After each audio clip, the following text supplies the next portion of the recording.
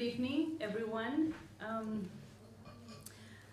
So I've done like 4 of this. No, this is my 5th, but I never really enjoy them because I'm always running. I'm just like, okay, get the bus, get the train, get on stage, give the speech, and then I enjoy it like when we're in the pub. So it's like I don't remember much of it.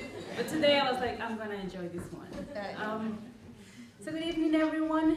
Thank you, all of you, for being here. Thank you to Women's Place UK for inviting me to participate on this panel. In particular, thanks to our venue for withstanding intense pressure and facing down intimidation, because by remaining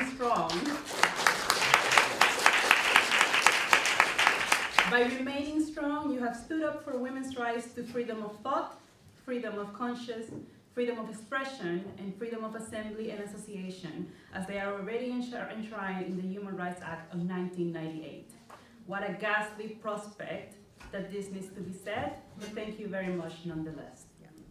I would like to speak to you about why I'm involved in this campaign and why put yourself through this. Like, why get involved in this? Because, why does this matter? Well, it matters because women and girls matter. That's why. You may have noticed that I'm an immigrant from the Dominican Republic. I came to the United Kingdom less than a year ago, in November 2017, to start a PhD at the Center for Gender and Violence Research at the University of Bristol. And my experience with this whole topic started a couple of years back when I was doing my master's degree in Women, Gender and Sexuality Studies. And that's where I encountered many of the theories and analyses that explain the current political climate that we find ourselves. I didn't know it back then, but that's exactly where I learned about everything that's cementing all of this. So back then, when I listened to the analysis of queer theory and postmodernism, I thought that they were one out of many theories that are being discussed within feminism. I never really took a particular interest in either of them, because, to be honest, none of it seemed to be structural, none of it was able to produce a systemic analysis of the oppression of women and girls, and that's what I was really interested in. So I thought of it the way that I think about ecofeminism, and the way that I think about cultural feminism, and the way that I think about lesbian separatism. I think that they all have valid points, and it's important that we have many theories without feminism. I obviously have very strong opinions about sex and gender, in case you couldn't tell from my writing or from the fact that I have participated in 5 Women's Place meetings. But I think that it is perfectly legitimate and very healthy to have all sorts of perspectives out there. Because that way you get to decide what it is that you want to create your framework of analysis. And perhaps I can see that I was a bit naive in thinking that this approach of like, let's all hold hands and we can have different ideas, but this is all fine. Perhaps I was very naive in thinking that that was sustainable in the long term. So fast forward a few years after, and I was working as a civil servant at the Ministry of Women in the Dominican Republic. Part of my job was to analyze policy, public policy, and I began to find queer theory within Dominican policy projects. And within Dominican policy. And I just didn't understand. Like, it wasn't that I was taken aback, it's just that I just didn't understand why is any of this a part of legislative proposals. I was baffled because these ideas were at best a niche set of theories within US academia, and I didn't know how they had found their way to my country, because nobody had discussed these issues at a national level. There were no debates in newspapers, there were no debates in television. There is a conversation going on now, because I started writing publicly about it. So they're all very mad at me for writing publicly about it, but they're not mad at the people who try to hide these things within the law. But in any case, my naive question was, well, why is this being introduced into law? You know, some of the definitions that I found were that a woman is anyone who identifies as a woman, misogyny is the rejection of the feminine, and trans people are defined as anyone who rejects gender norms. So very debatable definitions. And I started having a lot of conversations and a lot of meetings with a lot of people who were involved in decision-making positions to try to grasp where they were at with this issue. And I wanted to know where they were coming from and how much they had thought this through. And what I found is that no one was even aware of the fact that there is a legitimate feminist critique of gender identity and of self-ID to be had. And at the same time that I was having these conversations, I started talking to women across the world. I started having conversations with feminists in other countries, Brazil, the United States, Spain, Canada, Bolivia, Chile, and they all repeated the same things.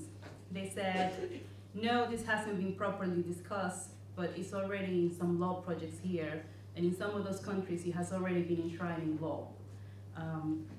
And here's when I want you to pay attention to the power dynamics of the situation, because many countries are influenced by international nonprofit organizations and by major states who have already decided to give a go to gender identity and indeed to self-ID in their policy manuals and in their local legislatures, and that can carry a lot of weight for many countries.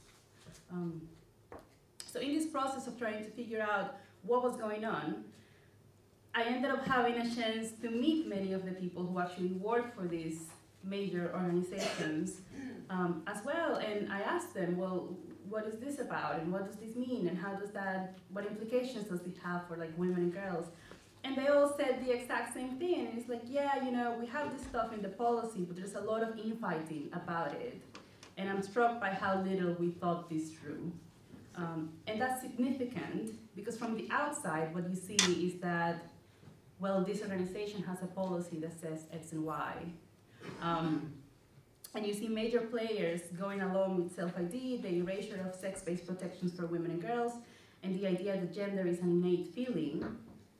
Those state actors and players in the nonprofit sector carry an enormous weight for many, many countries, not just mine.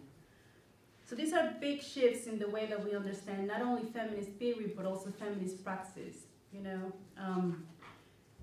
I think that I'm willing to concede that I may be wrong. We have all very different ideas about all of the proposals for the Gender Recognition Act, but I think that we all agree that women are a distinct sex class that needs sex-based protections. But you know what? Maybe we're wrong. But let's have a public discussion about it, and let's have a conversation about it. And let's all sort of try to find some consensus with each other instead of just like rushing things through any parliament, either this or any other. So why can't we have a public conversation about this without fearing being ostracized and seeing our jobs and our academic opportunities threatened? So I think that what is happening here in the United Kingdom is extremely politically significant, because it is normal for women to say behind closed doors, when you're having a coffee together, when you're having a beer together, it is normal for women to say, this doesn't make any sense to me, but then not say that publicly, just sort of keep it within like just private conversations. But what we're saying tonight is, not only does it not make any sense, but you don't get to enshrine things into law that hasn't been properly discussed with the public. And when I say the public, it means everyone in society, even the people that you don't like. I think that the Jakarta principles are the most perfect example of what happens when you get a group of mostly wealthy men in a room to write policy about gender. They just don't see women. But it's also the perfect example of groupthink and what happens when, as Clara mentions, when you don't see the female elephant in the room. Surely we can do much better than that. We need to remember that this whole conversation is not taking place in a vacuum, it is taking place in a patriarchy. And what we know about patriarchy is that we've been socialized from the moment that we're born to dismiss the concerns of women and girls, to believe that women and girls do not and should not have boundaries. Women should always be open and penetrable. And by setting boundaries, we're clearly cutting the cord that patriarchy wants to use to control us. And we're also told that everything will be fine if we just play along and we're nice. That's where all of this rhetoric of, well, it's two sides that are behaving horribly. You know, well, no, there is no two sides. The reason why we interpret it that way is because we think that if something bad is happening, it's because women must be doing something to provoke it. Nice girls don't want to sit down with politicians to debate public policy. Nice girls don't insist on holding meetings to discuss their rights under the current law and the threats facing them. Nice girls accept whatever our male-dominated political establishment wants to hand out to us, regardless of how awful it may be. And what we're actually saying here tonight is actually no.